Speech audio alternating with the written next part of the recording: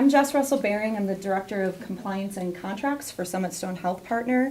And today we have Matthew Hogue with the State of Colorado Office of Behavioral Health, and also Deborah Starren with Signal Behavioral Health as well. We're going to be presenting on emergency commitments today, and we've got the Wilson and also, let's see here, Oak location. So mostly just a raise of hands if you're working with adults. Awesome. Okay. So how many folks have worked on an emergency commitment for a client that is either co-occurring or has a substance use disorder diagnosis? Okay. So just some familiarity. We can go to the next slide. So what is an emergency commitment? It's a process that we are able to do here in the state of Colorado. And just for the purpose of taping too, today is July 2017. Forgot the date. 13th. July 13th, because the statutes are constantly changing. So an emergency commitment, so that it's a process that essentially anyone that is sober and over the age of 18 can have knowledge of a person that is under the influence of drugs or alcohol and contact the local detox.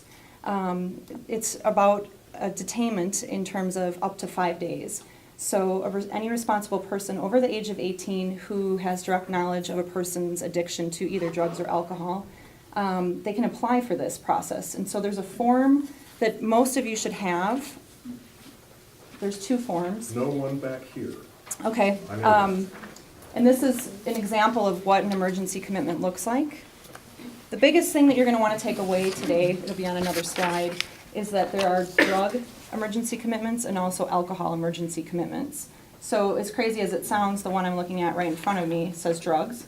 So when we're filling this out, make sure that the client that you're working with is under the influence of either drugs or alcohol. There's two different forms, and way back in the 90s it used to just be one form. Okay, next slide. So under the emergency commitment process, you guys all have a handout as well that ties back to the PowerPoint, but not only do you have to be over the age of 18, but you don't have to be licensed. And so you could be a law enforcement member, a medical staff, a family member, a detox staff, or a clinician. So again, licensure does not matter like it does for an M1 hold or a 2765 hold. Emergency commitments, typically what will happen is a client will come through a detox. I'm trying to remember what slide we're on here. And they can be placed up to 5 days, but it doesn't mean that they have to actually stay there for 5 days. So that's kind of a big misnomer in the industry, is a lot of times a hospital will call a detox and ask for approval of an emergency commitment. And the hospital's assumption is that the, quote, detox will hold this client for 5 days. But actually, a detox facility has to update a shift note every shift. So typically it's, let's say, day shift. So within that 8-hour period, they have to mark for medical necessity under the client's electronic health record if they meet criteria for both incapacitation and intoxication, or if they're impaired under the influence of a drug. And then the next shift would have to do the same. So a lot of times when we're working with families as a clinician, they're not aware that they actually have the, quote, power to try and get a family member into a detox by signing this form and having a detox approve it. So again, if they're sober, and let's say that they live with the particular individual that's using drugs or alcohol, and they have concerns about the here and now in terms of their alcohol or drug use disorder, they can fill out this middle section, take it to the detox, and talk to them about what's going on with that client or that individual that they live with. Next slide. So how do you begin the process? As I mentioned, you can start at a detox. So you could have your individual that you live with or that you know come with you in the vehicle, which isn't always the easiest process, but you can say, I'm concerned about you. Let's get in the car. I want to get you some help. And sometimes folks are so impaired that they will come willingly. So when they arrive at a detox, there's roughly 13 or 14 across the state. We've got one up here in Greeley. I think it's North Range Behavioral Health, and there's also one in Commerce City. So depending on which detox your family that you're working with takes a client to, they would basically enter the detox facility, talk to the staff, and ask about putting that client or that family member or partner on an emergency commitment. They have to be sober, so that sounds kind of funny to all of us in the room, but The reason that the state statute defines that they have to be sober is that many times our clients that have a drug use or alcohol disorder, they cohabitate with other folks that maybe are doing the same kind of patterns. And then the spectrum also can swing to the other side of the pendulum where, especially with opiate use, clients will oftentimes use alone. So the detox staff is going to assess that that person is over the age of 18 by asking for ID. They're going to make sure that the person's sober. And then they're going to read essentially this middle section, which is the exact same thing they would do if any of us in this room submitted a form via fax to a detox, or if a hospital submitted the form. It's the same process. So it's very different than an involuntary commitment in terms of the involuntary commitment is all about the history, where an EC is the here and now. Next slide. Okay, so the one way you can do this process, there's 3 ways really, is bring the client to the detox facility. Another way is that detox staff are able to actually do this themselves. So they might have what's called a high utilizer, so someone that frequents the detox, let's say 15 times out of 30 days. If a client is arriving at detox and discharging within a 21 to a 25 hour period, they may discharge and then go through what's called a readmittant process. So they're considered a high utilizer because they frequent detox multiple times in a month, which, as we know, is not, number 1, healthy, and number 2, normal. So in that process, the detox staff might say, you know, Matthew, I'm going to pick on you for a minute. We're a little concerned because we've seen you 14 times in the last 30 days. And Matthew's going to be a little rambunctious, and he's going to say, I'm fine. And I'm going to use motivational interviewing skills and develop discrepancies with him and say, Matthew, you're not fine. It's really not, it's not healthy to show up at a detox 14 or 15 times in 30 days.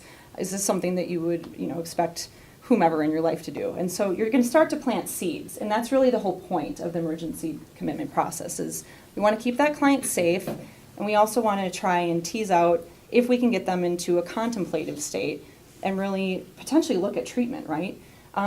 So Matthew, because he's difficult, might say, well, I'm just going to discharge today. And in that moment, the detox staff is going to work with Matthew and actually read him his rights, which is right at the bottom of the form. So this is it's imperative that we do this as clinicians, whether we're in outpatient setting, if we're in the hospital, or if we're at a detox. But just to stay with the second scenario. So if we were in a detox facility working together, Matthew's going to yell at me and he's going to say, does that mean I have to stay for 5 days? And I'm going to say, we're going to assess this on every shift.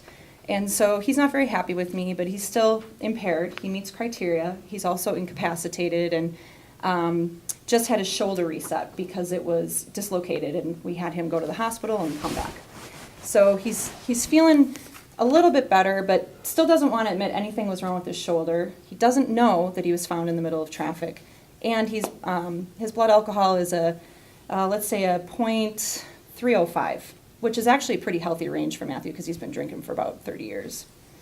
So he decides, I'm going to go lay down. And at the next shift, he continues to kind of pester folks and ask to blow into the tube and see what his numbers are. And so the staff then explained to him that it's not really about your numbers, because that was something that's changed under the statute with the state years ago. Because what we realized is that a college girl, let's say that she's at a frat party, her showing up to some sort of an event and being, let's say, arrested by the police, and actually blowing into that breathalyzer and blowing a 0.302 would be much different than Matthew. And so the state years ago decided to say, we're not going to put it into cookie cutter numbers, because a 302 for you is going to be a lot different than a 302 for a 19-year-old. And so they decided to do away with that and take the alcohol and drug statute and make them separate, but under the alcohol emergency commitment, actually say that it has nothing to do with a specific number, that approval and the onus really falls on the detox staff. So whether or not you're law enforcement, you're a clinician, you're a doc, you're a neighbor or a roommate of Matthew's, you have the legal right to bring this form in to a detox.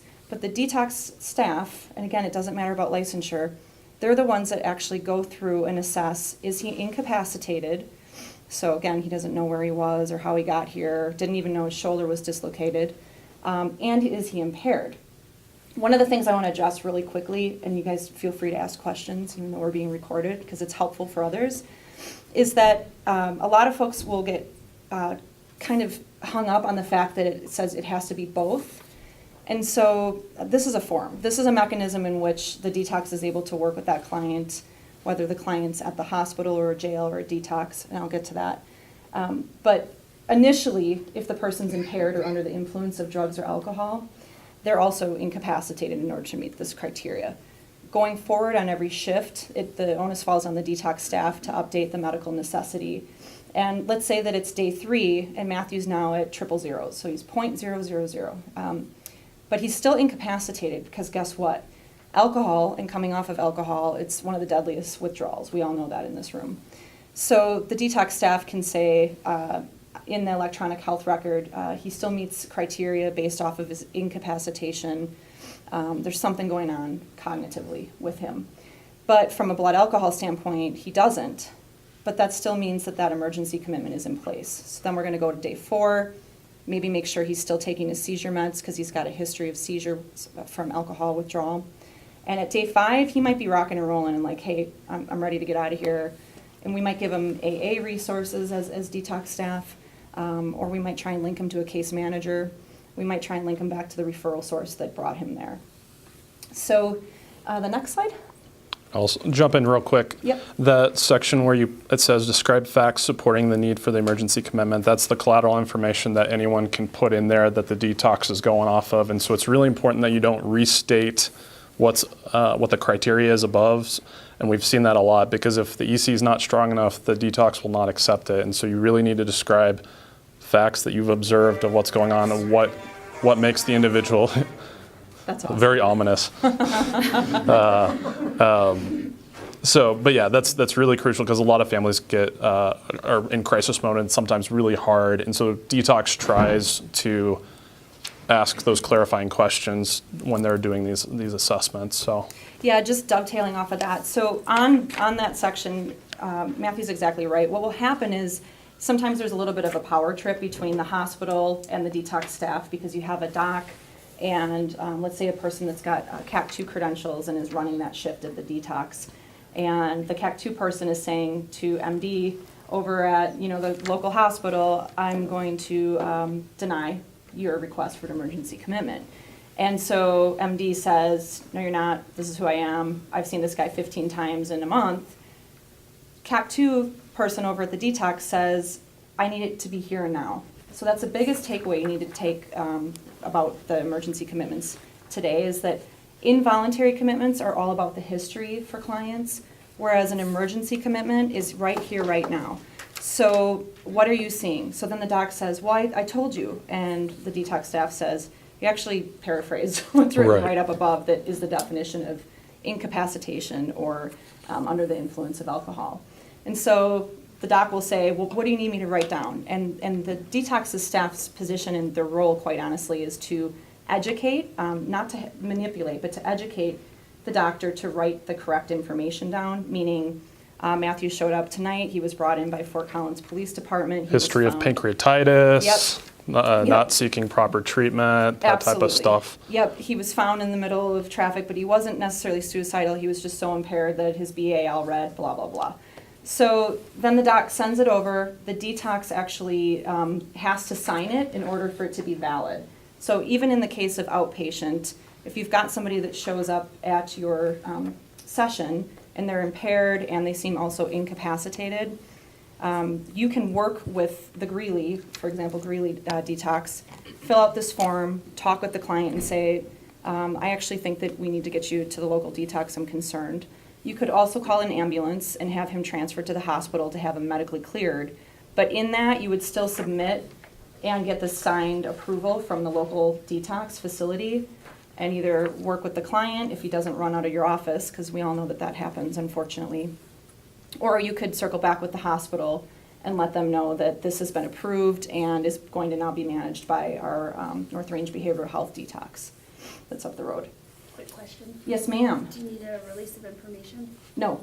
So, good question. So, under our kind of compliance 101 training, if you have a client that meets medical necessity and you have to call an ambulance, regardless if it's substance use disorder or mental health, you're allowed to call and breach confidentiality by saying, "This is Matthew, he came here to see me in session today."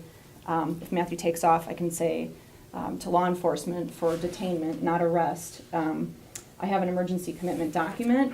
This is his last known address. He was wearing a blue shirt and tan slacks and had a very flavorful pink tie on. And he took off out of my office. And so part of our job as Summit Stone is to reach out to the local police departments and to really help educate them in addition to the hospitals, because many times you'll have an officer show up and they'll say, "I don't know what this is." They'll read it, and all they really need to know is, listen, this person is impaired, I'm concerned about their safety, and they really need to go to the local detox.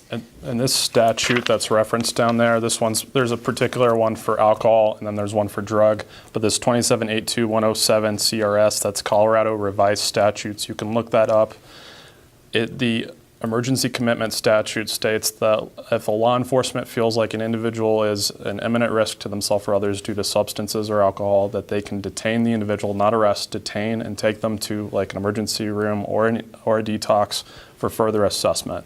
And what y'all's roles are, I'm from Texas, by the way, so you'll get a few y'alls.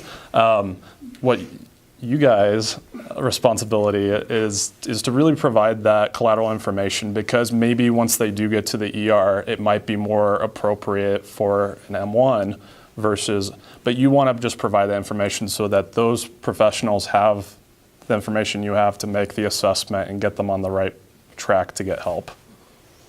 And it doesn't hurt to talk with the detox if it's your clinical opinion, yeah, this looks like it's more in that realm of substance. Okay, and then for the third area that an emergency commitment can happen in is in the hospital. It's a good segue. So a lot of times what will happen is our law enforcement in the area will locate an individual that was called in for public disturbance or impaired in public kind of police activity, if you will. And they will sometimes go directly to the hospital. And the hospital, it depends on how much education they've had up north here in Colorado, but they're typically familiar with an emergency commitment. And so in that process, they wouldn't be contacting Summit Stone since we don't have our own detox, but they would most likely reach out to North Range Behavioral Health or maybe even Community Reach's Commerce City detox, because I think they're pretty stinking close to each other. So they would reach out to get, again, the approval. They're the authorizing body trying to write that information down, but whether or not it's a family member that takes a client to detox or the detox staff themselves saying, "No more in and out, we care about you, we want you to get help," or the hospital, it can be done. So do you guys have any questions on those kind of three scenarios yet? With this kind of commitment, I mean, it sounds like I used to work at Boulder Detox. The police would come in and they'd fill out these kind of forms. But for us to fill it out, non-licensed person or a family member, is it still voluntary? Great question. Client? Yeah, it's a great question. I mean, So they don't have to stay if they don't want to? So, no. So most social model detoxes, actually all of them, they're voluntary in that you can check yourself in or someone will refer you, even if the police are bringing you. Quite honestly, when you're sober, you can turn around and walk out. But when you're on an emergency commitment, that allows us, or not us, but the detox to actually have kind of like a custody of you for up to 5 days. And so they're going to be marking in that shift note the medical necessity to keep you.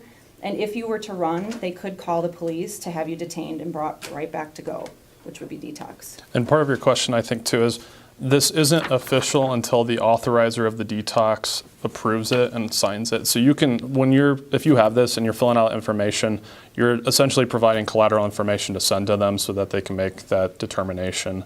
But it's not, filling this out doesn't put anything to effect until the authorizer signs at the detox, accepting that they're going to hold that person against their will at that facility.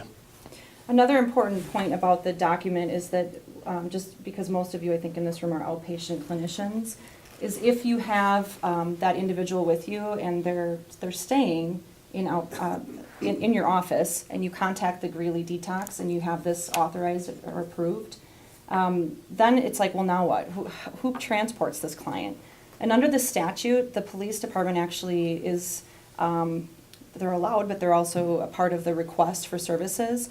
So depending on the flow of how busy our local police department is, they may need, number one, education, but number two, a non-emergent call, meaning you wouldn't call 911, but you would call dispatch, and you would say, I have a client here in my office who's impaired, the local detox has approved the emergency commitment, and I needed police transport.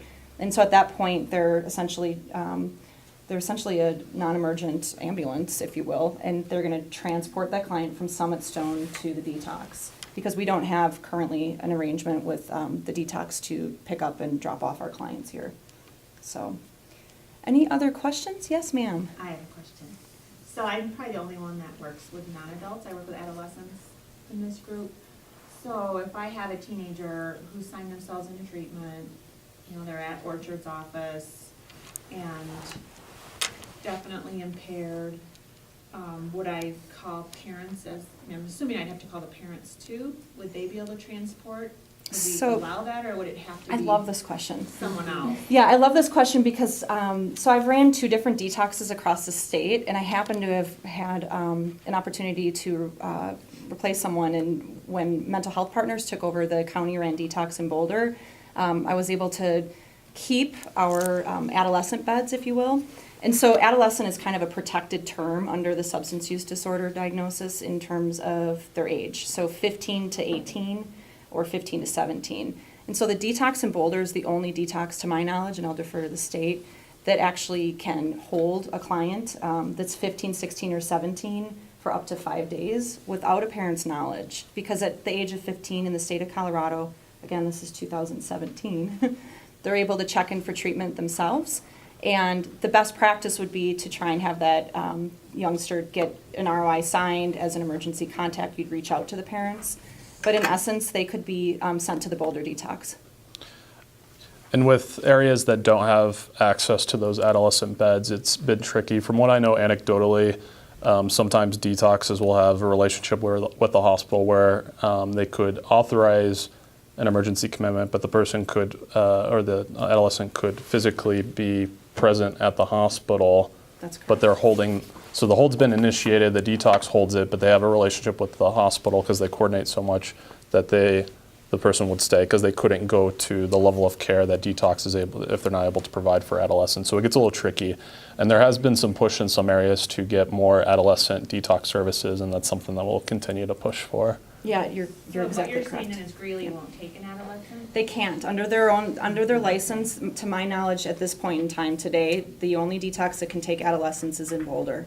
And I don't know if they have, I know they work with hospitals closely, but I don't know if that's ever come up in the discussion, but it might be a larger discussion to have before a case comes up where we're trying to figure that out. And you're exactly right, what ends up happening is the clients will stay at the hospital. The hospital then, the onus falls on them instead of the detox, and they will update every 24 hours, so they have a little bit of a different documentation requirement. They will call the detox every 24 hours saying, hey, Matthew, as the 16-year-old, is still actually being held on an emergency commitment. He meets criteria. And then the detox has to update the notes. So they work in tandem with one another. Great question. Okay, so we're going to segue into involuntary one more commitments, question? But you had a question. Oh, I was Yep. just gonna say, I've worked at PDH for the last few years, and we just would always keep the adolescents, Yep, because there's no beds. yep. So they just stay in, and yeah, we do update the whole thing every 24 hours with NRBH. Yep. And the statute's silent on age, so there's nothing in either the EC statutes or the IC statutes, but there's just, as you guys know, there's not a structure or anything in place to really accommodate. The thing that makes Boulder unique is they have a separate, 2 separate rooms actually, and also restrooms where it pulls you off of the adult milieu. So they're safe and away from adults. Okay, we're going to segue into involuntary commitments and pull up Matthew's presentation. So again, I'm Matt with the Office of Behavioral Health. Historically, Yolanda Gray had been the involuntary commitment coordinator for the entire 74, all the way up until last summer when she retired. Before getting to OBH, I'd worked in Denver County coordinating involuntary commitment cases at Denver Cares Detox, and I have background in mental health and substance use. So, so I worked with Yolanda a few years before she retired. And so a lot of the goals that we have with this program going forward is we want to make sure that we're working closer with providers who are involved with this. I'm sure some of you guys have had interaction with people under committed or stipulated orders in the past, and we'll go over that briefly. But I want to try to make this training pretty specific to what you guys are doing. So I'll do a brief overview of kind of the data that we've been running here in the last few months, and then I'll kind of go over the process really briefly, and then kind of talk about more as providers what you guys are experiencing, where you would hope to get support with regards to this, and just kind of the plans that we have to standardize some things to make sure that you guys are working with a complete picture with these clients, because I think a lot of times these clients are getting to you, you don't have a lot of knowledge of what's going on with the IC, you don't have a lot of pause and take those. So 64 counties. Historically, as I said, Yolanda was running the entire state. We are making some efforts to try to regionalize to make it a little easier, because I want to make sure if you guys have an issue and you need to get a hold of someone, that you're able to get a hold of someone in a timely manner. That's been the feedback I've received from most providers, is we can't get a hold of anyone when we have a question, and that's not what we're going to do going forward. We're going to make sure that you can either get a hold of me or someone to your region who's coordinating. So a lot of the efforts and plans that we have going forward is to make that happen. And so if that does occur and we have someone regionally, right now I'm covering this region, but once we get someone dedicated to that, we'll make sure that the right point people know who it is so that we can make that more efficient. So just to break down a little numbers, over 100 hospitals in Colorado, 14 withdrawal managements that are social model that are licensed to do that EC and IC process. That's not a lot, and so that's a lot of hospitals, but that's not a lot of detoxes. So a lot of our efforts is to get out there and educate not just you guys, but emergency rooms, communities, because each community kind of runs things a little differently, and want to make sure we bring everyone to the table to kind of talk about how to handle these pretty complex cases. Next. So just real quick, some of the numbers. I took over in October of 2016, and so this data goes up until, I think, through June, or actually through May, but it kind of gives a breakdown of kind of what we've been seeing statewide. As you can see, we get a lot more inquiries than cases that are actually filed. One big thing I want people to know is we're not trying to increase the numbers of ICs. I firmly believe that if we can be more collaborative with our community partners and providers, we can open up more access, and I think access is a big reason. And if we can get people better connected, I think we'll see fewer of these types of cases. And this is broken down by county. So for Larimer and Weld, which is majority of what you guys are working with, Larimer is the third busiest for the state so far. So Weld's not as busy. We see a lot more alcohol cases. I think that's just because of the nature of detox is more set up towards that substance versus other substances. Denver and the metro area clearly being busier. And these are the different substances that we're seeing as the primary substance. We're trying to up our data to track secondary and tertiary, and also track those who go through the process that are utilizing MATs, because I think that's going to be really relevant data going forward. The statute for substances, how it's different from a mental health statute, is we can't order medications under the substance statute. So, but that doesn't mean that the individual can't be a part of that. If they're in treatment. So if getting on Vivitrol or something, or Suboxone or Methadone is beneficial, we're not saying you can't do it, we just can't have the court order it. So, and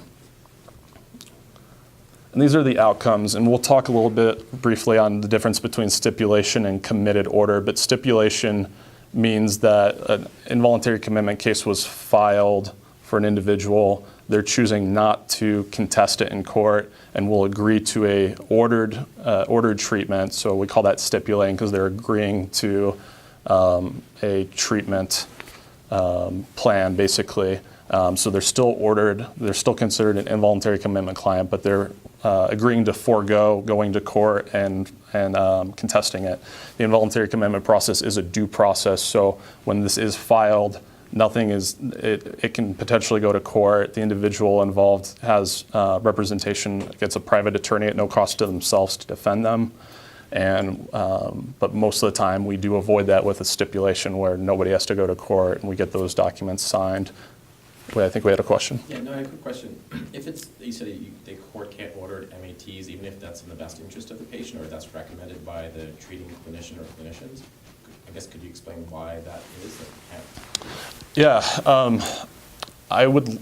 So I'm going to defer the document that I'm going to have. That's so part of our training. I provide just with a flash drive that goes over a lot of the nitty gritty stuff with regards to this statute. Is actually we have a what's called a manual that an attorney that does these cases wrote, and he actually speaks to that because he writes about an abuse and why that can't be used. I can't remember the specifics, but it is in there, and I'd be happy to send it to you to kind of break it down. But I think it's just along the lines is that actually, I'm not going to even take a stab at it, but it is explained in there of what the legal definition of why, because it's more of a legal issue, it sounds like, than rather a clinical issue with being able to do it because I believe under the statute, so I'm going to try to explain it now.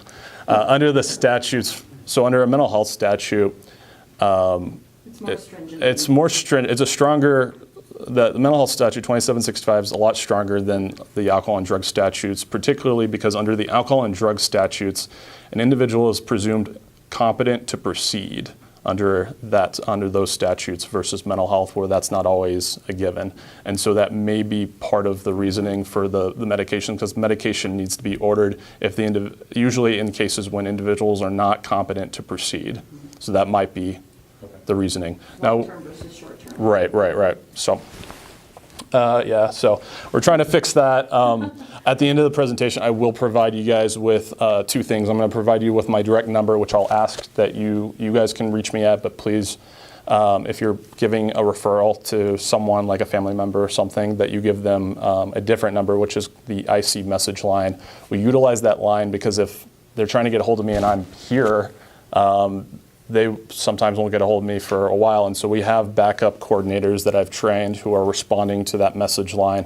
That helps us triage calls because we could just get such a large volume of these cases, and so we want to, in order to expedite that so that people don't get missed, I'll ask that you guys use that one for referrals, but I want to make sure, especially for clinicians that are working directly with an individual under a committed or stipulated ORA, that they have my number so that we can coordinate and make sure things are going well.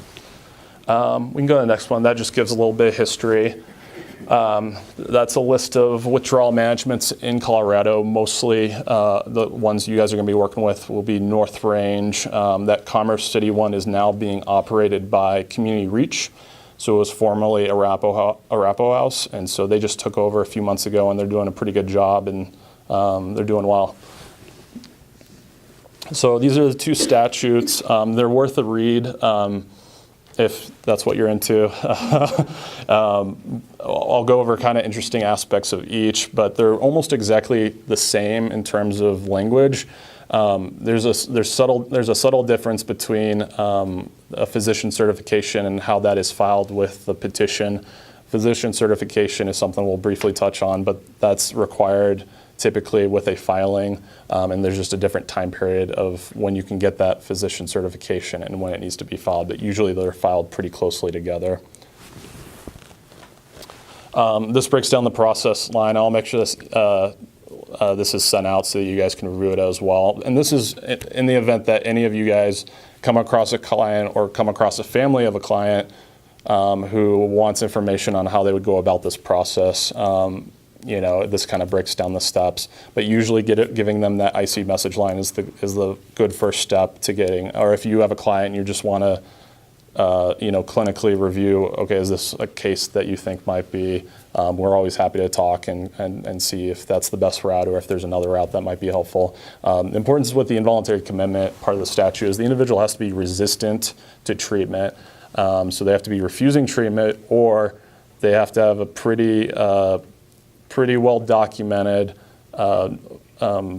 course of not being able to participate in voluntary treatment. So they say they're going to go, they go, immediately check out, relapse, something terrible, back in detox. And so we need to have a pattern of that because this is a really big deal to restrict somebody's civil liberties. And so we really need to make sure that we're following the statute with regards to criteria. And so that's a major piece there, along with imminent risk to self or others or incapacitation due to the substance so that's just important. So inquiries, like I said, you want to get them through me. Almost anyone can be a petitioner. The only criteria that's listed up there is a petitioner is the person who's pursuing the involuntary commitment on an individual. That petitioner has to be 18 years of age or older, not be abusing drugs or alcohol themselves, no outstanding legal issues, and most importantly have firsthand knowledge of the individual's use and how that use is related to that incapacitation or imminent risk to self or others. A lot of times families, an individual has cut ties with families, burned bridges, they only get the call when they're at the hospital. That family may not have those intimate details that are needed in order to build a case to restrict somebody's civil liberties and to mandate treatment. But we have had doctors be petitioners, nurses, social workers, neighbors, family are more common. Detox has done this as well on clients that are high utilizers. You go to the next one? We can skip that one. Petitioner statement. So again, we're going to kind of gloss over some of this so that we can get into more relevant stuff with you guys. But basically, you want to get them in touch with our office as quickly as possible, preferably before they're on a hold, if there's a case that you're thinking about, because there's a lot that needs to be done once somebody's placed on that hold, because the maximum amount of time a detox can hold on to them is 5 days. And so getting that information ahead of time, talk with them, talking about if there's criteria, if they have that knowledge, if they're documenting, that's all very time sensitive once that clock starts. And that's 5 calendar days on that EC, which is different from the mental health hold, which is 3 business days or 72 hours. So if we get someone on a hold on a Friday, we miss 2 days to the weekend. It's very fast paced. Another important note too, as the Office of Behavioral Health, we're not telling detox whether they should initiate a hold or end a hold on an individual. That is something that's independent of us. They're the ones there assessing the individual in that moment to see if that criteria exists. So, they may have knowledge that we're working on an IC, but we defer to them with their assessment on whether that hold continues to be valid. So it's a very important, I think, check and balance with all this. Physician certification. So if we get a statement that we feel is strong enough and meets the criteria for the statute, Detox will arrange to have a doctor assess the individual based on the information that they have, including that statement. The doctor says yes or no if they're in agreement. The doctor's agreeing to testify should they be in agreement with this process. That's another check and balance because the doctor could not be in support. If that's the case, then we would not go forward with an involuntary case, and then we'd kick it back over to Detox for that assessment of the hold. And then once we get that, should the doctor be in support, we file in the county where the individual is a resident of. So we sometimes have to transfer people from one detox to the other if they're, from Larimer, but they're down in Commerce City on the hold. We can transfer them up to make sure they're at their parent detox. I see hearing, and so 2 different tracks that can go on. Once the petition has been filed, there's going to be a court date set within 10 days. The individual remains at detox. So this is the only way to extend that 5 days under that emergency commitment hold is for an IC to be filed within that time period. That's the only way. And so it allows the detox to continue to have jurisdiction to hold the individual against their will for an additional 10 days, at which point a court hearing should have been placed or a stipulation has been reached. So the individual, like I said, would be given an attorney at no cost to themselves to defend them. The attorney would talk with their client and determine what they want to do. If they choose to fight it, everyone has to go to that court date to testify, including the petitioner. Our office are present by phone to be at that hearing as well, and then the judge would either rule in favor of the individual or in favor of the state, which includes the petitioner. Judge rules in favor of the individual, they're free to go at that point.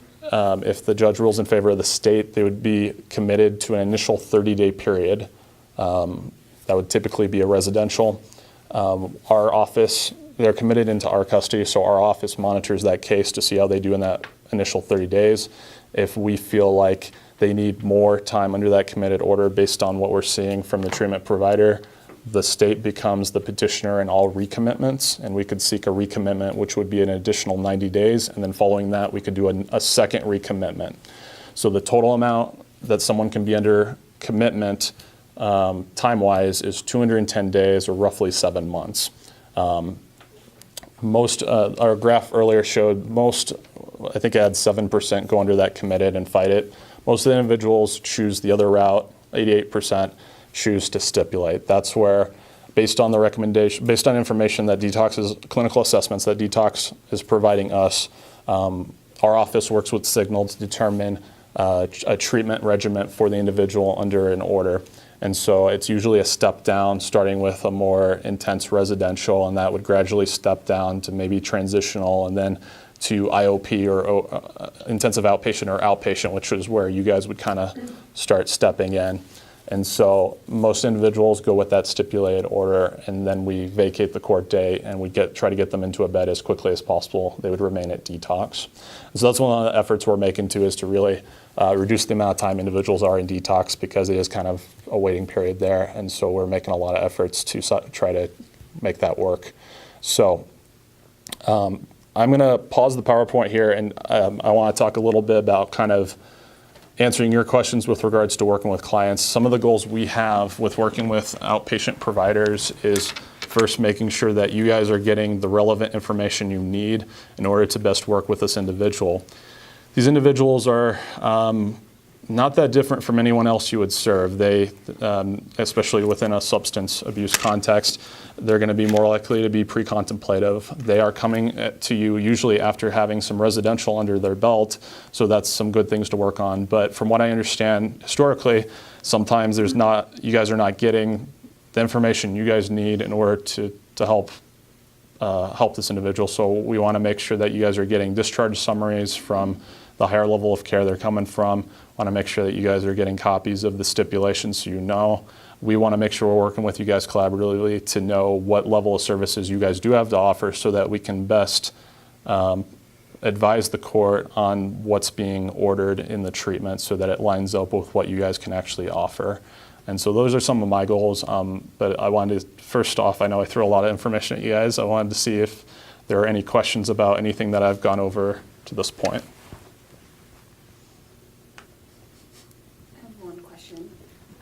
I know that we've had a few times where family members, we see the client in treatment, and the family has tried to get them to detox. They're very, very resistant, so we can't even get them to detox to do an EC. Can you do an IC process without going through detox? It's a very good question. So the statute does not say that you need an EC. However, the attorneys involved in these counties will not file for an IC unless the individual is currently under a hold at a detox, for a couple reasons. One, if they file for it, they have no way to serve the individual, because a lot of times they don't know where the individual is, and they're not in a controlled environment. They won't show up to court. They'll just dismiss it. And so they don't want to do that. But what you can do is you can get families in touch with my office, so that we can get them started on writing that petitioner statement that they're going to need eventually. And sometimes that's very hard for families to do. We've made efforts to try to be more accessible with families, to provide guidance, asking specific questions with regards to severity, to help guide them along that way. But it would be very helpful for them to go ahead and start that conversation, so that we can potentially get them prepared. So when they do have that significant episode where they can get them on a hold, we've got that ready to go. Because again, once they're under that hold, they're being assessed by detox. It's a ticking clock there. The other thing that we've been trying to provide families is just education on that emergency commitment process. Because it is a statute, the statute does state that law enforcement, so if they're with their loved one and they're in crisis mode, they're intoxicated, they're falling down, hitting their head, like imminent risk type stuff here, they can contact law enforcement, and that's where some coaching is helpful to help the families explain what's going on. Because again, crisis mode family, it's sometimes hard, but explaining that incapacitation element so that they can describe that to the officer so they can come out, because it's the officer's judgment of whether to detain and take them to the ER or the detox to get more clinical information to determine what's the appropriate path from here, because maybe it is more mental health crisis versus substance. Families aren't clinicians, but we can equip them with that knowledge of that statute, I think. And also as a community, building that relationship with detox, with hospitals, with law enforcement, that is crucial, because if you have everyone bought in and understanding on the same page of what the statute is and what everybody's role is, I think that's where sometimes we get into trouble, because we don't know what the roles are. I've talked to law enforcement before, and most don't have knowledge of this statute. And so if you cite the statute to them, they'll look it up, and then they're way more comfortable because they know I'm backed by this. You're not just asking me to restrain someone for no reason. So I think that's part of what I've seen that can help. So clinically speaking, when I worked with families that were just done, I mean, they were just frustrated with the client, what would happen is a conversation around, I didn't give them the form, I would have a conversation with them around this individual in your life is going to show up at detox or the local emergency room. So call Matt, get that paperwork over to him, because the time piece, if anybody's ever worked in detox and tried to do an EC to an IC, it is minute by minute, and to get a physician actually face-to-face with that client at the detox, it's a work of art. And we do pretty well up here, actually. So North Range is very good. We work really well. That physician aspect, which I know has been an issue, we have that pretty well covered up here, and so that shouldn't be the reason why it doesn't go forward.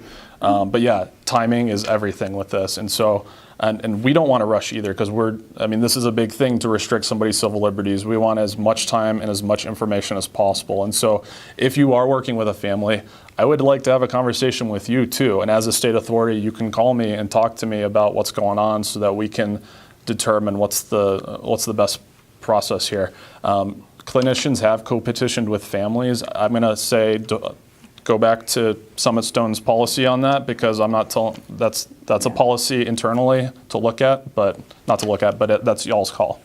Yeah, so I would just defer the family to call the hospital that they know that their certain member of their family has shown up at over and over again, and have a conversation with them ahead of time, because again, if it's a high utilizer of the ED and a detox, the likelihood is, 8 out of 9 times.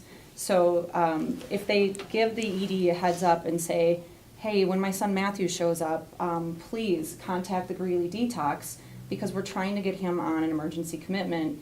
The bigger piece is the IC, and it works. I mean, that's usually the kind of stopgap that helps families feel like they have some power back.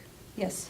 Along those lines, if a client doesn't have any family members involved, but we feel like an IC is appropriate, what's our policy as Summit Stone around initiating that, or do we need to find somebody else to initiate it? So we can, any CMHC can be the petitioner. It gets a little complicated when a detox is the petitioner, but as a CMHC that doesn't have a up and running licensed detox, we can do that. The paperwork would have to get submitted to Matthew, and it's his job to assess your clinical snapshot on that document. It's a pretty big packet of information, but essentially that, along with the physician cert, will give him enough analysis to file the paperwork with the county attorney. All right. I thought you can be on multiple ECs as long as there's an hour break. Nope, misnomer. So let me clarify. So there has to be has to be a new continuation of care. So it's like 2765 with M1 is you can't be on back to back, but you could, if you're discharged from detox, immediately go drink a 40 and get picked up and brought back.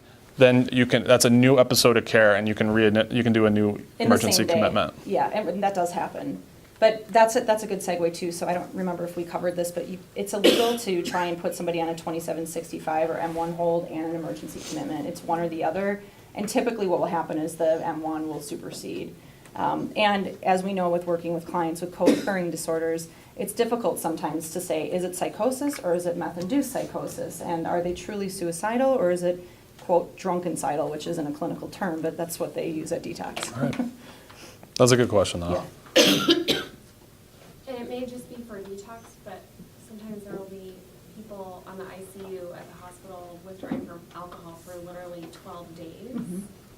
And it may be different, there's a different rule with hospitals whereby you can have the 5 days and then there has to be an hour break and then you can call detox and initiate. I don't know about that. I will say though, what hospitals have done, and it's really based on the hospital, is there are other ways that sometimes they will wait until someone is medically cleared before initiating that EC to detox because they could still truly be incapacitated in the scenario you've described because they're in the ICU due to their alcohol use and could meet criteria for that incapacitation even if they had no alcohol on board. Some hospitals use medical holds, and it just kind of depends. It also depends on that relationship with the detox in the hospital as well, because it does get tricky. Because if someone wants to check themselves out AMA, you know, the hospital needs to see, well, what do we do in these situations? Can we put them on a medical hold? Is that appropriate here? But I mean, I'm sure lots of things are occurring, but from what I understand, if they're still in that episode of care, you cannot do back-to-back, just like you can't do back-to-back M1s unless you move it up to that cert. Any other questions for us? No? One more thing. So if you're working with an involuntary commitment client and they are not attending or whatnot, we're gonna get information to disperse on. We track clients, so we want to get monthly reports on how individuals are doing. But if something significant happens, they show up intoxicated, or they elope, or they've run off and they aren't coming, and you guys are worried, or family's worried and they know where they are, you want to get that information to me, because if we know a known address of where they are at and they've relapsed and are being non-compliant at this point, we can work with the courts and do a pickup order that's not an arrest. It's a pickup order to bring them safely back to a detox so that we can reassess and say, do we need to put them up at a higher level of care? Do we need to change what they're getting, intensive outpatient? What do we do from this case? Because we're not washing our hands of them. We want to make sure that they're doing okay and that they're moving along here. So that's really important. So the IC line is actually the number under my name up there. I'm going to read it out loud. It's 303-866-7502. So that is the line to give to referrals for families. When I am not in the office, other coordinators are returning those calls. The message line has set up for them to leave their name, number, county where the individual is a resident of, and we'll follow up and try to assess the case as quickly as possible. I'm going to give you guys my more direct number that I asked that just to provide to professionals. I do call families from my more direct number once I'm involved with a case, but we just want to make sure that they're not waiting to get a hold of me if I'm out on vacation or something. My more direct number is 303-866-7941. The other number that's listed up there is Elizabeth Rinda. Elizabeth is it works as the program assistant to our program. She's non-clinical, but she works very well. She sends out reminders for those monthly updates. She coordinates some data. So she usually knows where I'm at too. So if you need to get a hold of me, she's a good resource there too. Her number is 303-866-7506. So yeah, I think that's it. I'm sure there's going to be questions, and if there are, just you guys are always welcome to give me a call. If I don't immediately get a hold of you, if I don't immediately call you back, I will.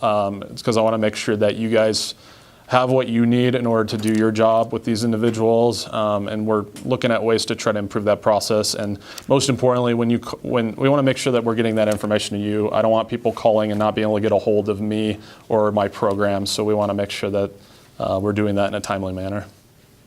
Well, thank you. Oh, yep. I know that now I think we have to report to Signal also. Yes, so we're talking about so Signal just started with a contract, and part of that is to get Signal more involved to help in terms of determining placement and treatment for these individuals. And so we'll work on how that's supposed to go, but I think until we get something set up, you guys can still send reports to me, and I'll make sure they get to Deborah, and Deborah's here with Signal. And so, but we're going to work a little more collaboratively so that we can make this run smoother? So just from a compliance standpoint, on that note, so we don't need a release of information as staff that are working with the state on a client that is being petitioned to be under an IC, an involuntary commitment, but we do for working with Signal right now. So because this is a brand new shift in the statute, so again, we would foster that relationship through Matthew, and Matthew could reach out to Deborah, but we could also, quite honestly, have the client sign a release of information so that we could work with Signal. And then second to that is that when, you talked about this a little bit, but when we have clients coming from another level of care, so ASAM 3.3 or 3.7 level of care, and they step down into something with Summit Stone, we should have a release of information to talk to that facility that's referring them in. And Deborah and Matthew are going to work with the IRTs and the TRTs of the world that are out there in Colorado to coordinate care better with us. So Right. that was addressed in our first training today. Thank you. Thank you, guys.